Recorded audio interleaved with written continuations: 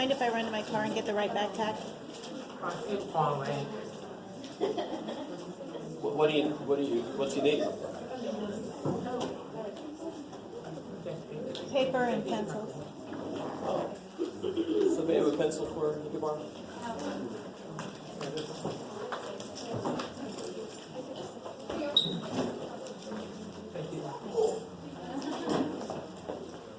Look at that. It's insane. People coming together, helping everybody out. I don't know if any guys watched the State of the Union, but we won't talk about that. Politics. It's always been risky to talk about it, especially nowadays. So guys, the first homework assignment, the first real homework assignment in my math lab is the chapter 1 through 6 review. You desperately need to ask questions when you hit weirdness in that review. So everybody with me. I'm going to announce our first quiz right now. In fact, you guys had me last semester, you know this kind of thing happens. Next week will be the week of quizzes. The walk. So, Monday and Tuesday we'll have a quiz on chapter 1 in the labs. And then Wednesday and Thursday we'll have a quiz. Not chapter 1, I'm sorry. Chapter 1 through 6, yeah. Yeah. Aw. This is Math 90.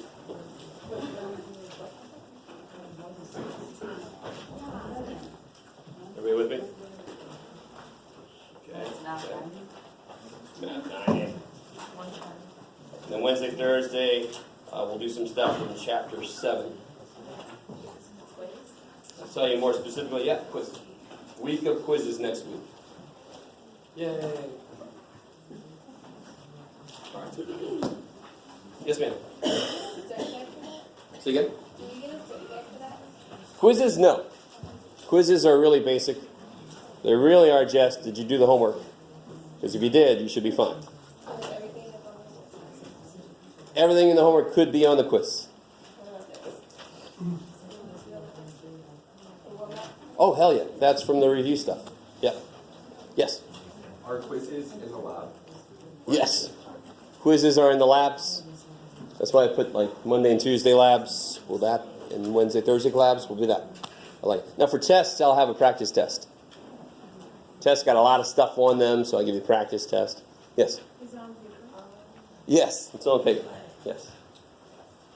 Even though I'm teaching a class where the homework is online, I am still an old school dude, to be honest. I do more stuff on paper than some of my colleagues. Okay, anything else? Any other questions? Everybody with me on what's happening? Okay, I'm going to go by the few of you that are looking at me doing this. Yes, okay. All right. The rest of you guys, see me later if you need to. So I want to do a couple of things real quick, and then we're going to get into factoring. We're going to do a review of factoring. Factoring is like the minute you learn it, you do all this stuff, and you're like, how did I do anything without factoring? And I know factoring sometimes feels like, well, it's just a bunch of stupid shit, just break it in. Factoring is so fundamental to so much of what we do throughout all of mathematics. I mean, you're learning something right now that my Math 285 students use all the damn time. And you're like, that's good for them. But still, I hope you understand what I'm saying. We're learning it, and it's just everywhere after this. It's insane. So the first thing I want to talk about before we talk about factoring, a couple things that was related to questions I got the other day. What's the absolute value mean? Like absolute value of 4. It's 4. Why?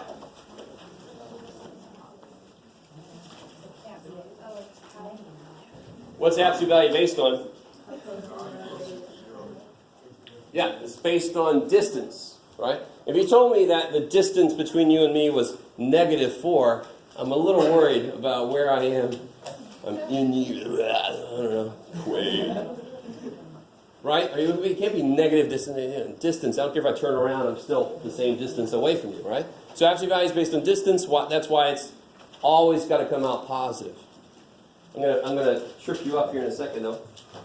Not right now, this should be easy. What's negative, absolute value negative 3? 3. Yeah, because it's 1, 2, 3 away, it's crazy. I like it. What's the absolute value of 4 minus 7? 3. I like that. I was like, 2! Even if it's wrong, I'm going to make it right. Lessons we learn for the present. Oh! 4 minus 7. You have to do the inside. The biggest mistake is that I have people tell me it's 4 plus 7. And you can see why they might think that, and you can just kind of go, oh, yes, yes. You can't just make part of a number change. You have to figure out what the number is first, and then the absolute value changes it or not. So this, of course, would be 3 again. All right, now here's where I'm going to blow your mind a little bit, possibly. Unless some of you guys remember this. What's the absolute value of x? Can't be. It can't be. There's no way it can be that. Absolute value can never come out. Absolute value can never come out. Absolute value, the answer to an absolute value question can never be negative. You with me? What can x be? It could be anything. So if you think the absolute value of x equals x, well, when x is negative, you just had a, that's not true. Everybody understand what's happening? I know your brain says, I don't see a negative sign, so it's got to be good. Well, that's because x itself could be negative. Just stay with it. Oh, some of you guys look concerned. So this is x. I agree, it's x. If, what? When does an absolute value leave a number alone? When the number is already positive or 0.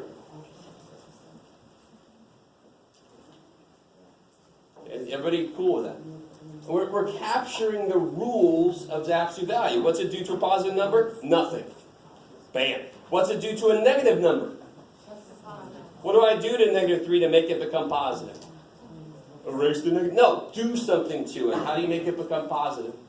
Multiply by negative 1. Multiply by negative. Negative, negative is positive. So if x itself is negative, if x itself is less than 0, the absolute value of x has to be the opposite of x. And your brain goes, wait a minute. But if x is negative, negative times negative, sure enough, is positive. Kick ass. So that is the real story behind the absolute values. Later this semester, we're going to talk about absolute values inside of equations and inequalities. I'll relate some of the inequalities to restraining orders and going into a haunted house. We'll see when we get there. All right, just like to tease a little bit for later. Okay, so is that cool? Any questions on that? Where do absolute values go in order operations? Yeah, they're parentheses. So you do inside them first. The only thing is they're parentheses that have an extra meaning themselves. They don't just group things together. You do the inside and then you change the sign. And then you do whatever the hell else is in the problem. Is that? So it is at the same level as parentheses. Okay. Is that cool? Everybody all right? You guys feel okay? Okay. Let me see. Trying to remember what else there was. Oh well, I'm just going to tackle them as they show up. Anything else you guys have that's in your brain right now if you've done any of the Math Lab homework? No. You're like, dude, I just woke up. Not much is in my brain. Okay. All right, I understand. Okay, so we're going to get into factoring. This is what I want to focus today's lecture on.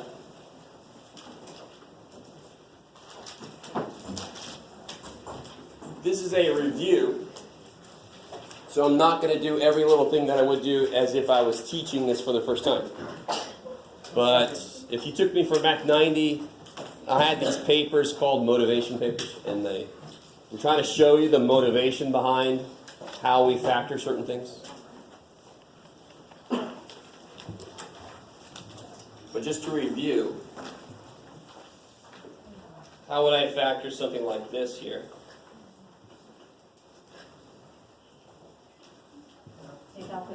Yeah. So this is the most basic form of factoring. In fact, it's called I call it undistribution.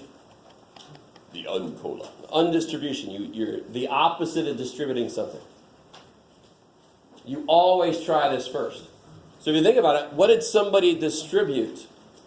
3, right? That both terms have a 3 part to them. So I can undistribute that. Take that 3 back out. So you're left with x plus 2, 11. And then you can always check yourself very quickly. Just distribute it back in. Thank God. It's the same as it was. Kick ass. So in lab today, we're going to be doing a little group work factoring sheet. Woo-hoo. First thing we'll do, and then you guys will just get back into homework with whatever time is left over. What about this one then? What one, Jeff? I don't know yet.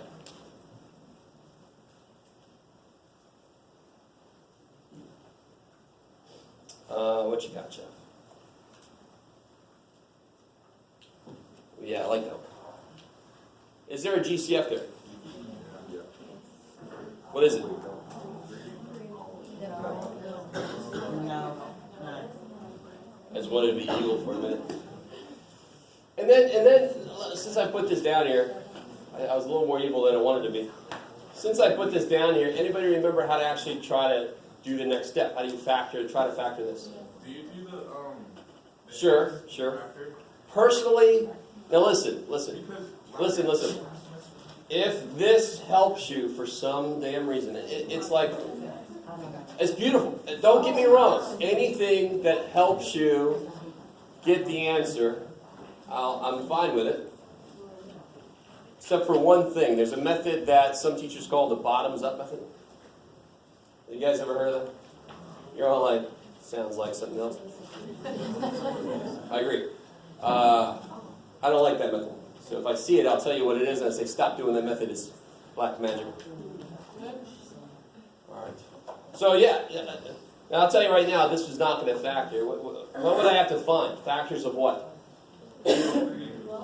Factors of 12. And 12. Factors of 12 that add to be negative 12. And there are no factors of 12 that add to be negative 12. Are you guys with me? So this one would be what? Just like we call a number that we can't factor, we call it prime. I like it. All right. So we'll get more into this thing later. We'll get one that actually works. What about this here? This is the one I want to look at. What you got, Jeff? I don't know, Jeff.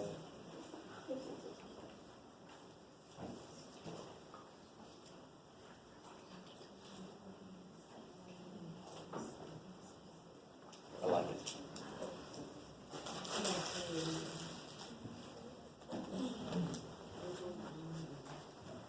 Okay. Now this one just screams GCF. There's a bunch of A's and B's running around. The numbers look like they might work together.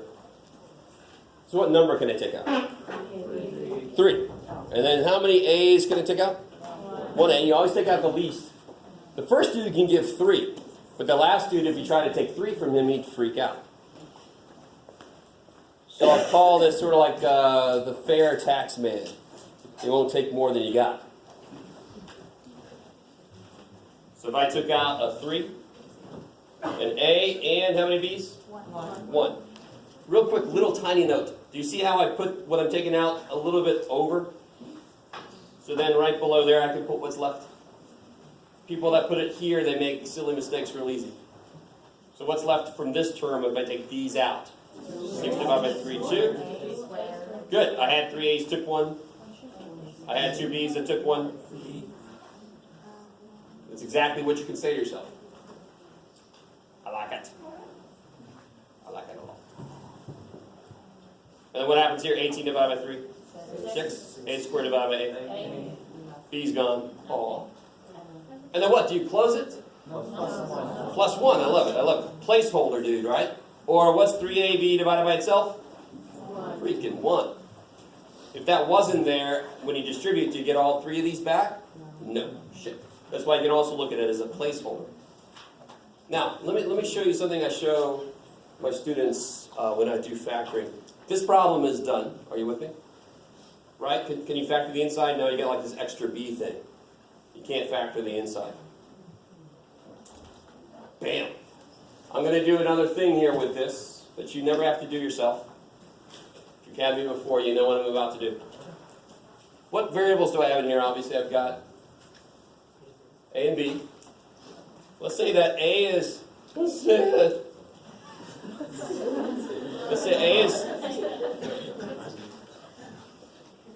A is 2. And what do you want to make B? 5, dude, shit. All right. Do you guys, all right, do you understand what I'm doing right now? If you just have an expression sitting there like this polynomial, oh shit. And it's got all these variables in there. What can the variables be? Anything you want them to be. Now, if this equaled 7 or something, then they can't be anything. They have a restriction. They have to make it become 7. This is equal shit. No, I can make A and B anything I want them to be. You guys with me? So I'm doing side work that you never have to do. I just want to show you something nifty about factoring. Factoring is so abstract, but I want to show you you are doing concrete factoring. So if A is 2 and B is 5, what number is this? It'll be 6 times 2 cubed times 5 squared minus 18 times 2 squared times 5. Is everybody cool with what's happening? Yeah. I'm just replacing A and B. Plus 3 times 2 times 5. So if you're like, why did you make A 2? Well, then you make it freaking 4. You make it whatever the hell you want to. These numbers don't matter. Just like the points. The points don't matter. So what is 6 times 2 cubed times 5 squared? Is that 1,200? I'm pretty sure it's 1,200. No. 8 times 5 is 40 times another 5 is 200 times 6. Right? 1,200? Nobody has a calculator? No? Alright. People are strange. Normally, you guys use that sucker too much. There are calculators out there that no one's reaching for. Thank you. So what's this guy? This would be 10, 20, 360? Yes. Yeah.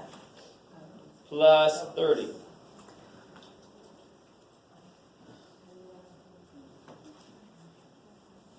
Yeah, that's right. So then I get, what do I get here? Ooh, 870, thank you. All right, let me stop.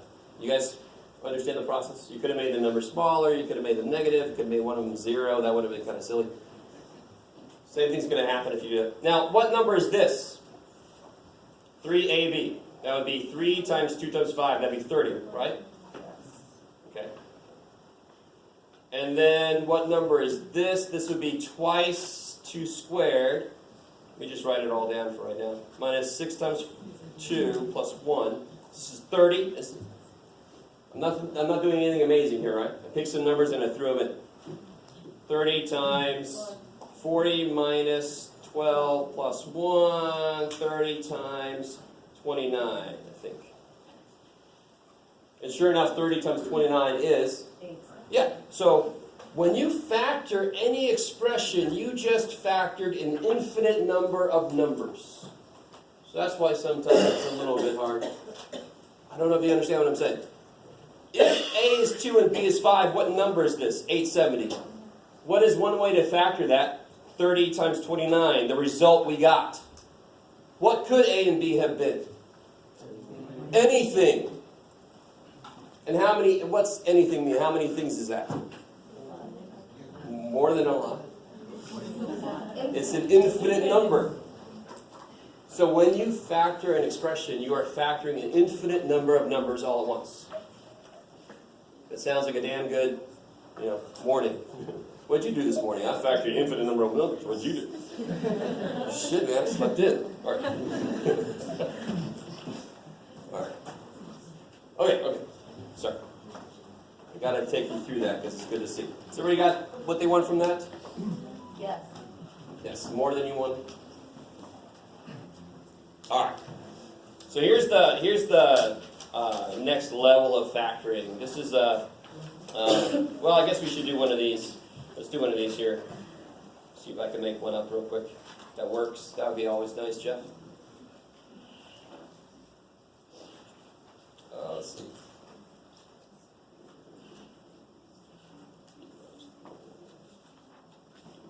Okay, that should work. Oh, crap, I didn't do that. Do one thing for me, you ready? Don't freak out. Put a D there and a D there. I like it.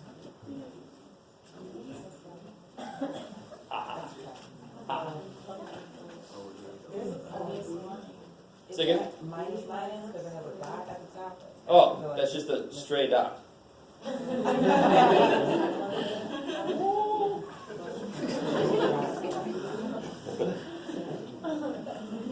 It's the ghost of algebra past. All right. So everybody, how many terms are there?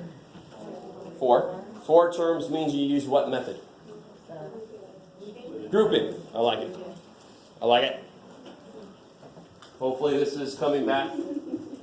I can't stress how important factoring is. It's going to be, anytime it wants to come up, it's going to come up the rest of the damn semester. Chapter 7 is going to be impossible to do if you can't factor. Just to let you know. So group it. Is there a GCF? Does that have a B? Nope. Numbers don't all share something. Not everybody has a B, not everybody has a D, so too bad. So what comes out of these first two? 4B. What are you left with? B minus 3. I like it.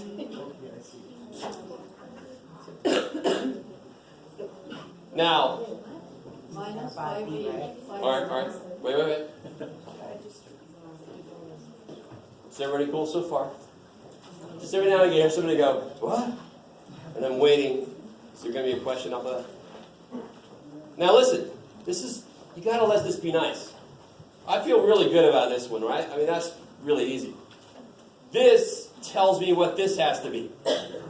If these aren't the same, something went wrong, or it's prime, or I did a mistake, something. These have to be the same to do the next step. So what do I take out of this to make this become B? Negative 5D. And thank God, what's 15D divided by negative 5D? 3. What kind of 3? Negative. Negative 3. Most common mistake is people put a plus here and somehow they do the next step, which that's like voodoo. I don't know what that is. What allows me to do the next step? What do both of these have? 4B minus. They both have a B minus 3, therefore I can do something. If they don't have the same thing, both of them, I can't do anything. So what comes out of both of these? A B minus 3. And what's left? 4B minus 4B minus 5. minus 5D. I like it. So you can check yourself. That times this is there. That times this is there. Hey! And again, if you let B be something and D be some number, and you did this, it would be a number and how it's one way to factor. No matter what you let B and D be. B and D be.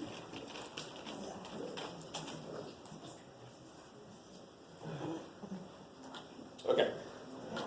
So let's get into the real bread and butter of factoring. This is what people normally think of when I say factor. You guys think of a trinomial because that's what we see most of the time. Something like this. Oh shit, is that the one that I can't remember? Maybe it is. Now this is where you guys, some of you guys use the big X, dude, whatever the hell. It's not a big deal. I don't know why that helps because you still have to do the same work. What two things, what do you need to find? Two numbers that multiply negative 15, add to be negative 2. Yeah. So this is not too bad. It's going to be negative 5 and 3. Negative 15 breaks up as negative 5 and 3, and they add up to be negative 2. Yay! And if putting that shit in here makes it easier somehow, I love it. Do it then. right? But it's the same exact work if you put in X or not. But do it if it helps. My God. I'll never understand it, but just do it if it helps. So X squared, of course, is. X. So the first thing I know entirely, this is all so I can figure out what numbers go at the end. So what numbers go at the end? Now, if you put X plus 3, X minus 5, are you okay? Of course you are, because multiplication is commutative. Aw. I like it. Is this familiar? You guys do this one.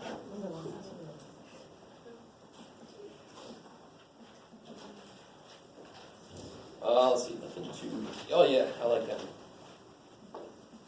Yeah, do that one.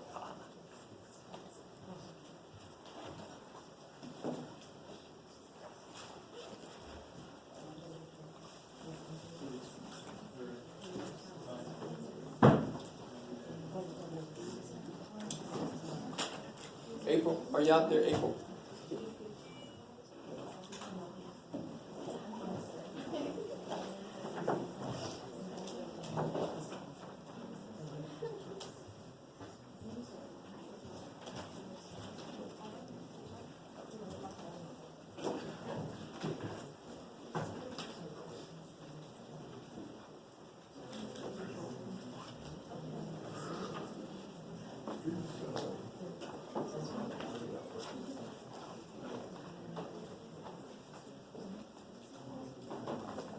What'd you guys get? X plus 12. X minus 6. 12 times negative 6 is negative 72, and 12 minus 6 is 6. Now, of course, if you FOIL this out, x squared, minus 6x plus 12x, there's that. Minus 72, there's that. That's why the process works, because whatever numbers those are, that's how they would get put together. So that's how I can tear them apart. Tear me apart.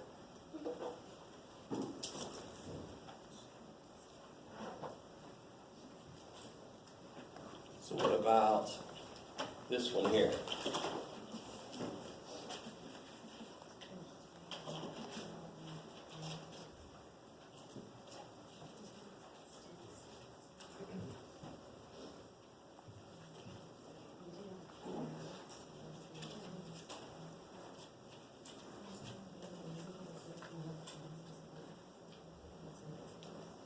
Turn this to you. Yes.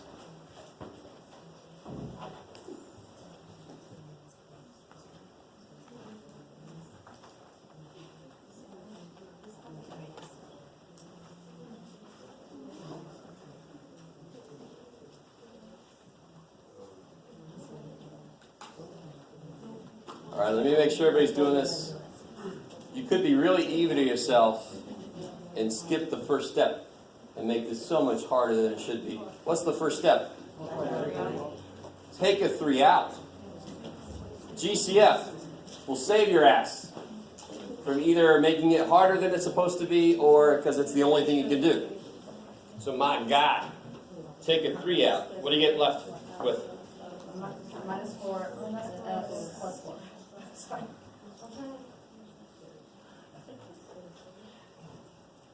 Now, if you left the 3 and you did 3 times 12, you'll eventually get the right answer at the end. But you're going to have to take a 3 out at the end. I'd rather just take the 3 out at the beginning. Oh my God. Make all the numbers a lot easier. And of course, how does this work here? I like it. You can write that as 3 times x minus 2 squared. Or this, I don't care. When I have two things in the same thing multiplying, I can just write a squared. Don't lose the poor 3 dude. Right? Don't just forget him. Or don't just say he's done, I'll just leave him over there. No, he's got to be a part of the answer. Yeah, you got 2 places to look. So. Real quick, I don't know if anybody's looked at the videos yet. But if you did, have anybody ever seen Mystery Science Theater? Yes. I was watching the video. I'm like, I'm just like, It's one of my favorite shows. What? Do you know that no matter what year you were born, you can watch like stuff made in the 1920s. I like the Three Stooges, but I wasn't around when that shit came out. All right? I love you guys. I was too old. All right. Now, what do I do when I have a number in front that's not a one that I can't take out? Something like, let's see. Yeah, I'll just go with my old standby.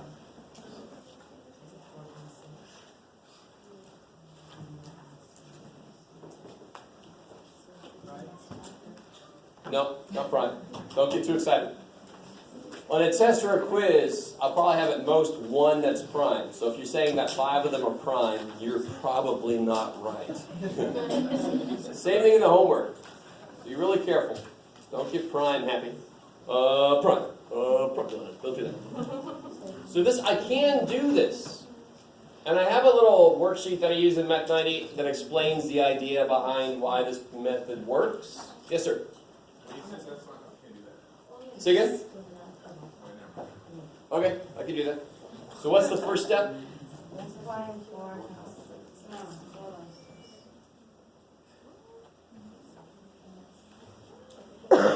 That 4 is a part of it. That 4, the parts of 4 are going to be parts of the answer, and they're going to mess up the middle term. So you have to take that 4 into consideration. To be honest, we did the same thing here. What's the first number? 1 times negative 15 is negative 15. We found factors, blah, blah, blah. We always do this. Now what multiplies to be negative 24 adds to be negative 5. Negative 8 and 3. Negative 8 and 3.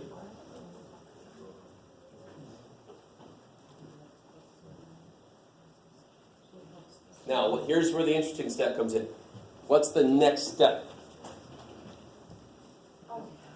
Rewrite the middle, we take out the substitute the negative 5x and we put it for negative 8x plus 3. I like it. So you change the middle negative 5x into negative 8x plus 3x. You use those numbers we just found to rewrite the middle term.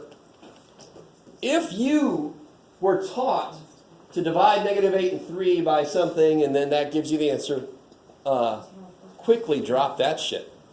Unless I will let you do that if you can explain to me why it works.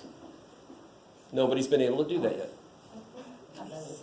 So that's the method that some teachers call bottoms up. You take those negative 8 and 3 and you divide by, I think you divide by 4, and you do some nifty shit that you don't even know why it works.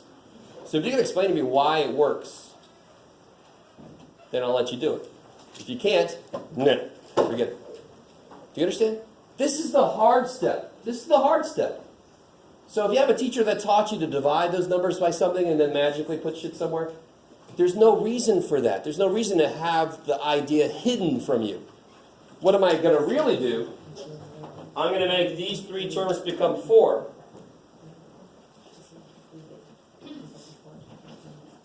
So on one level, you're like, wow, Jeff. Ooh. But I've made it 4 terms. What can I do when I have 4 terms?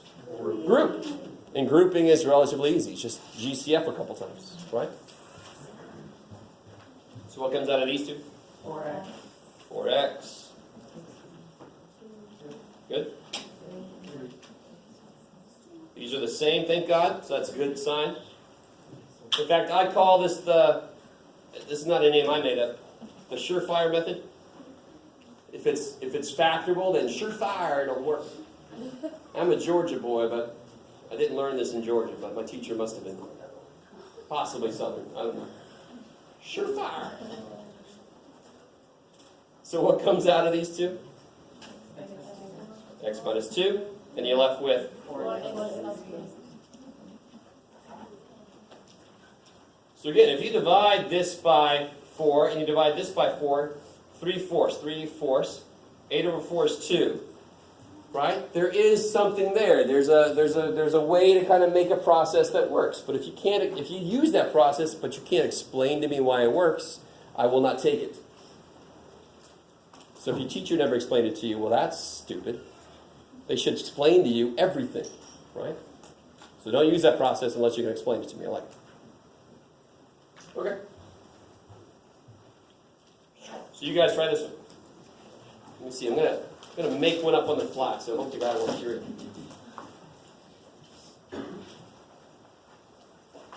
You can figure out how to do this. Oh yeah, that'll work. Let's do the yeah. Yeah. Okay. This should be. Oh yeah, good. This is perfect.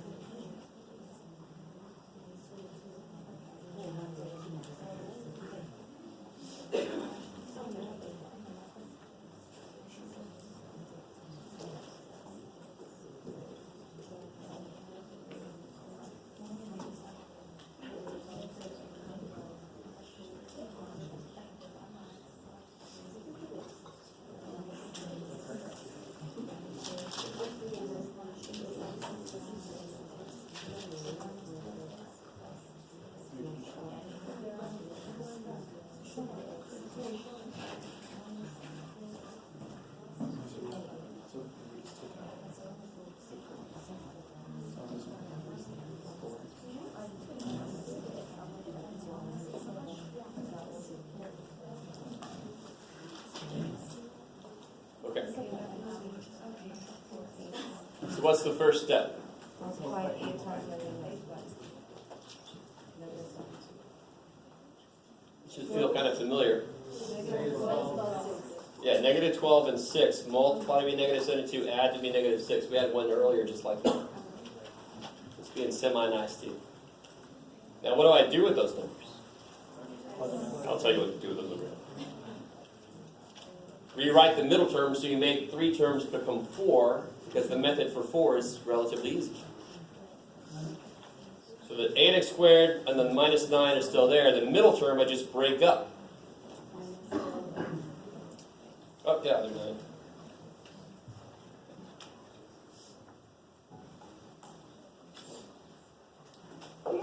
Don't forget to put the variable, whatever that is. Those are just coefficients of that, so you got to include that in the middle. These have to become this, or else you're going to solve a different problem, and you won't get any credit for solving a different problem than what I asked. So what comes out of the first two things?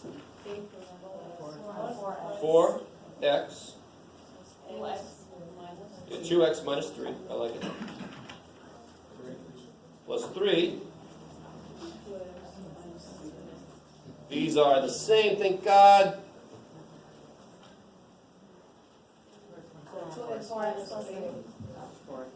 Yeah, you can write it either way around, but that's the answer. I like it. Okay, so last couple of factory methods. Getting close.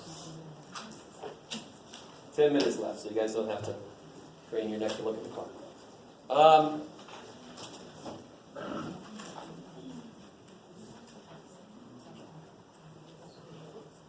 Two terms.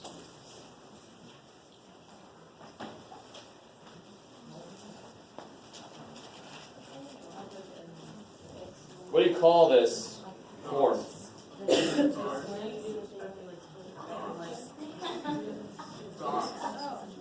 Dots! Everything's pixels, man. It's a difference of squares. I like it. And this is what I call a thank God or a thank your favorite deity. Fill it in. Thank the God of coffee. Now, this is the beautiful thing about difference of squares is you cut everything in half minus plus. X squared came from x times x. 64 came from 8 times 8. And the only way that, do you see how there's no middle term, right? That's why there's only two terms, because the middle term somehow canceled, and that's because one of them was negative and one was positive. That's a thank God problem. Or again, fill in. You can say thank reason, whatever. So what have I had this year? What have I had, what you got, Jeff? I don't know, Jeff. 16y squared minus 49w to the eighth. Is there a GCF? What's the GCF? Help me. No, there's no GCF. I like to look at some of your faces. I was waiting to see what they said. No GCF. It's two terms though, right? Two terms? So it'd only be squares or cubes. We haven't talked about cubes yet, so it's got to be squares. Is everything something I can cut in half multiplicatively? Yes. Yes. So therefore it's 8 squares. And then what do? Well, I cut them in half. So what's 16y squared cut in half? 4y. Yeah, not 8y. When I say cut it in half here, I mean multiplicatively. Factor it. And then I put minus plus or plus minus, it don't matter. And then what's 49? 7, 7. And what about W8 cut in half? W4. W4. Please let that be simple. It really isn't that bad. You can always check yourself by multiplying things through and you get the same answer. You can check yourself. Check yourself.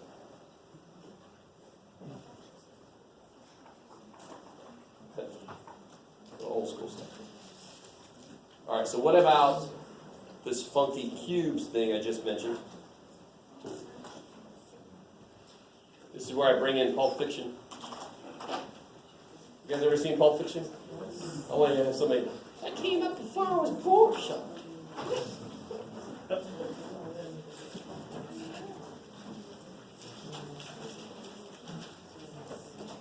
Let's start with like a really, really basic one.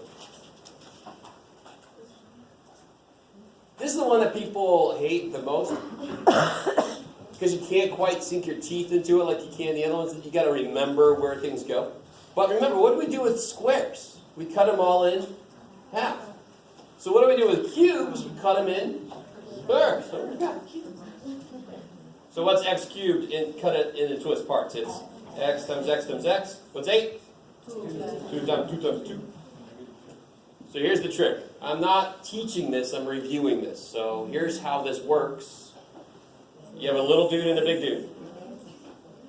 Little dude and a big dude. The poor little dude's so tiny, you can only take one of each. 1x minus 1, 2. What I'm about to write down has to be equal to this when I multiply it out, right? So x times what is x cubed? Well, x times x squared. The other two x's go here. So 1 of each, 2 of each. Now, why did I leave extra space? Well, it's kind of, you get your x cubed and you get your minus 8, don't you? You guys see that? X times x squared is x cubed. Negative 2 times 4 is minus 8. So why would I put, well, because I also get negative 2x squared. Oh, shit. Do I want negative 2x squared? No. Oh, shit. And x times 4 is 4 frickin' x. I don't want that extra shit. So, if you have seen Pulp Fiction, there's a character, the wolf, the cleanup guy. So I always call him, so that's the middle term here is the cleanup guy. He cleans up this extra stuff you don't want. You don't want blood all over your black seated car, so you clean it up, right? You see really why is it? So what ends up working here is these two multiplied, opposite sign. 2 times x is 2x, opposite sign. Now let's see how that works. Now just look at the new term I put down there. What do I get? Minus 2 times 2x is minus 4x. Bam. X times 2x is positive 2x squared. Bam. So I am left with just what I want. It does clean up the shit I didn't want. The blood and the brains and all that stuff. So scene where you laugh at somebody getting a headshot and you're like, why don't I just laugh? If you haven't seen the movie, you don't know what I'm talking about. Now some of you guys will never watch the movie, and I understand. So here, you guys try this one. This might be the last thing we do. You can do sum of cubes. And it's related to the idea that you can do cube roots of positive and negatives, but you can only do square roots of positives. That's why cubes are so much more flexible. By the way, I did tell my 90 students this. I don't like doing this. I think I already told you guys the foil thing that I hate and all that kind of shit. But there's a little mnemonic device you can use here. This sign is always the same. This sign is always opposite. And this sign is always positive. So, and it goes along with my wolf and cleanup thing. You got to use the soap. So it kind of works. So you got little do, big do. I guess you guys started. Now you guys finish that one out. What, are you going to tell me the answer? Huh? Oh, don't tell me the answer yet. People are still working. As long as flip the sign. For the big dude. Yeah. Okay. The first one, the little dude gets the same sign, and the big dude, the first sign is opposite of that. And you flip it no matter if it's addition or subtraction? Oh, yeah. Okay. Because it's got to be the cancellation dude. It's got to be the opposite sign.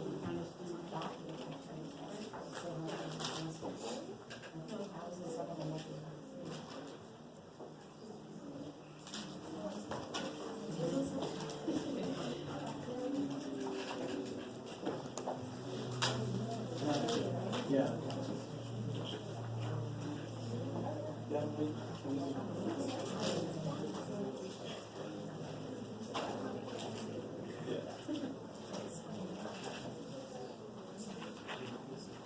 All right, so y cubed is y. 333. So what goes in the little dude? A y plus 3. So these two y's go where? These two 3's. And the middle term is going to be minus 3y. It's got to be the opposite sign of this, so it cancels the terms I don't want.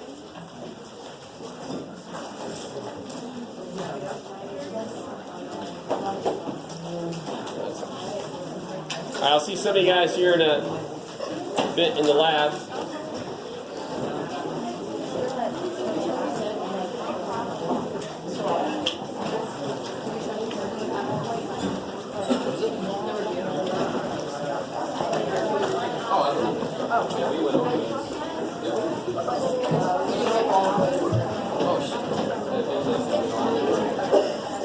If I switch my lab day to yesterday, should I